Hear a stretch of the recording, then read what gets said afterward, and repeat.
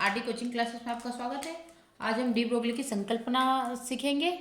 तो सबसे पहले आप इसको सोल्व करेंगे डी ब्रोगली। और जैसा मैं लिखते हैं आपको ये पूरा का पूरा यही छापना है।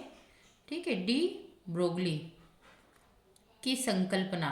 आपको सबसे पहले हेडिंग डाल देनी है, डी ब्रोगली की संकल्पना। अब इसको आपको सोल्व करना है तो इसके लिए थोड़ी सी लैंग्वेज लिख लीजिएगा। सबसे पहले कि डी ब्रोगली ने इलेक्ट्रॉन के तरंग इलेक्ट्रॉन के तरंग इलेक्ट्रॉन के तरंग स्वरूप को प्रतिपादित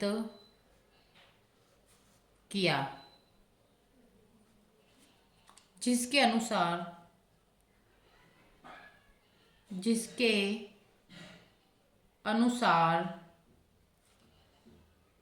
प्रत्येक गतिशील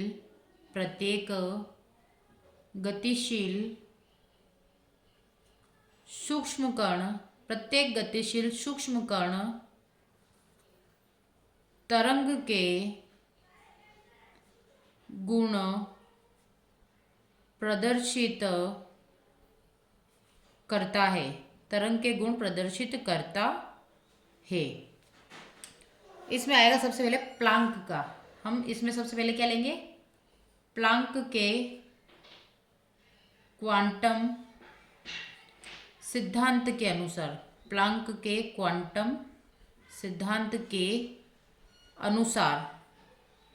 तो प्लांक का क्वांटम सिद्धांत क्या बोलता है? E is equal to h nu. इसे हम समीकरण 1 नाम दे देंगे। ठीक है, अब इसको सोल्व करने के लिए हमारा ई आया, इसलिए हम ई ले आए तो हम क्या बोलेंगे? आइंस्टीन के। नेक्स्ट क्या लेंगे? आइंस्टीन के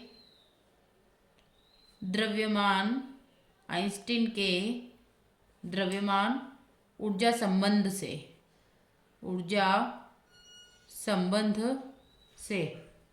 तो आइंस्टीन का ऊर्जा संबंध क्या बोलता है? E is equal to mc²। इसको हम नाम दे देते हैं इक्वेशन नंबर 2।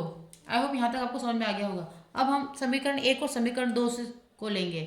तो समीकरण 1 व समीकरण 2 से सबसे आपका ये क्या दे रखा है? mc² इजिकल टू ई किसके बराबर? एच न्यू के। तो हमने क्या लिखा? H new.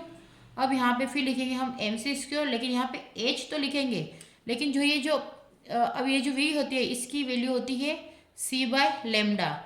तो हम क्या लिखेंगे यहाँ पे? c/λ। ये इसकी वैल्यू हो जाएगी, क्योंकि न्यू जो होता है, न्यू की वैल्यू क्या होती है? c equal to λ। अब यहाँ पर हम इसका उलट फेर कर देंगे। ठीक है, यानी कि यहाँ पे c से ये c कैंसिल हो गया, तो आपका क्या बचा? mc is equal to h/λ। तो यहाँ से लैम्डा इधर और ये mc इधर, क्योंकि ये इसकी व्युत्क्रमानुपाती होता है।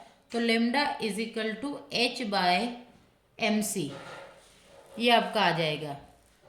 तो इसके लिए लैंग्वेज क्या बनेगी कि कण की प्रकृति तरंग जैसी है, इसलिए c को न्यू से प्रतिस्थापित किया जा सकता है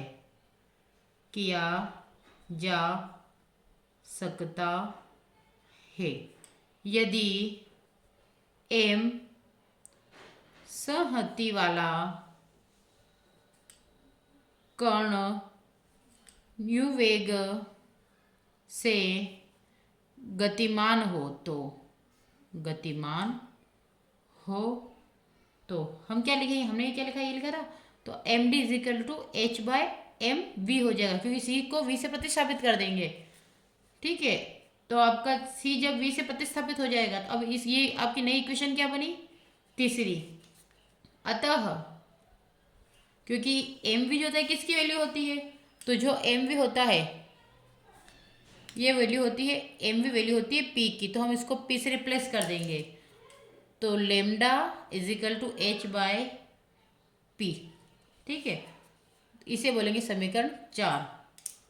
अतः अतः समीकरण 4 से स्पष्ट है कि किसी गतिशील कण का तरंग दैर्ध्य, किसी गतिशील कण का तरंग दैर्ध्य उसके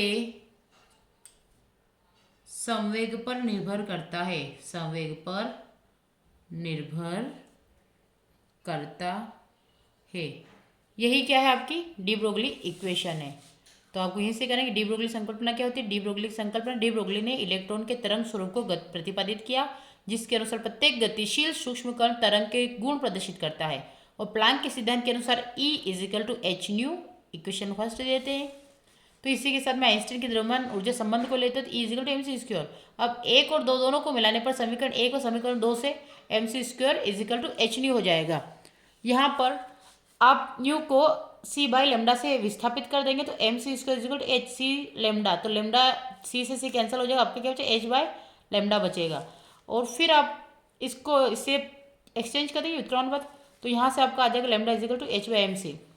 तो कण की प्रकृति तरंग जैसी है, इसलिए सी को वी से प्रतिस्थापित किया जा सकता है। यदि एम संहति वाला कण वी वेग से गतिमान हो तो lambda is equal to h by m v, equation number 3। और उसके बाद फिर lambda is equal to h by p, यानी पी एम वी जो होता है इसकी वैल्यू पी के बराबर होती है, इसलिए हम यहाँ पे एम वी को पी से रिप्लेस कर देते हैं। अतः समीकरण 4 से स्पष्ट है कि किसी गतिशील कण का तरंग दैर्ध्य उसके समय पर निर्भर करता है। Thank you for watching.